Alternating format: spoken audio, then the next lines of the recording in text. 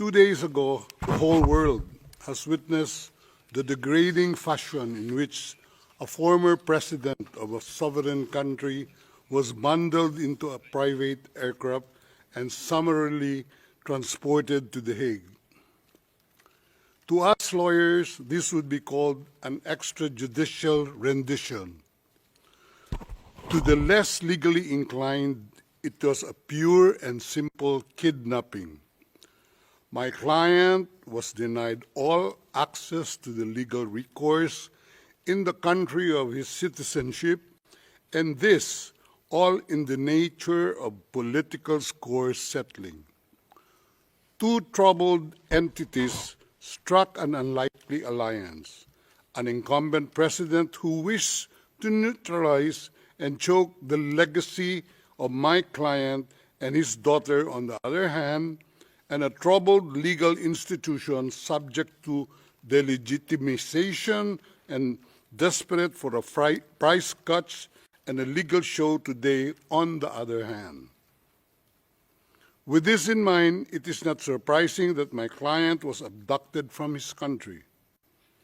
ICC private jets do not drop out of the thin air. That jet which received my client was coordinated in advance. The UAE is not a state party to the ICC and has no obligation to cooperate with the court.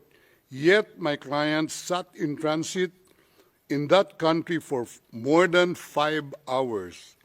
I invite the registry's representative to present today in court to explain to the judges exactly how they believe this transfer was anything other than a gross abuse of process.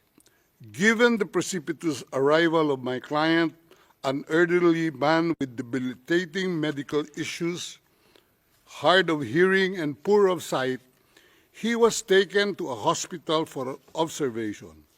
Only this morning have I met him for the first time with less than an hour to discuss legal issues. I have not been able to present him with a hard copy of the arrest warrant because we were not supplied with such. I have not even been able to explain to him what the prosecution requested when seeking the issuance of the arrest warrant. This is because the chamber only established a redacted version of the prosecution request last night. Other than to identify himself, my client is not able to contribute anything to this hearing. Most importantly, he is not able even to tell you that he has been informed of the charges as contained in the arrest warrant for a reason more pertinent to which I alluded in my written request to this honorable pretrial chamber this morning, and which is confidential in nature. Accordingly, I repeat my respectful request, which was rejected this morning, to postpone the substantive aspect of this hearing to the next week, when I will have the opportunity to sit with my client and to explain to him what a confirmation hearing is and what the disclosure is, and how the prosecution alleges that he committed crimes.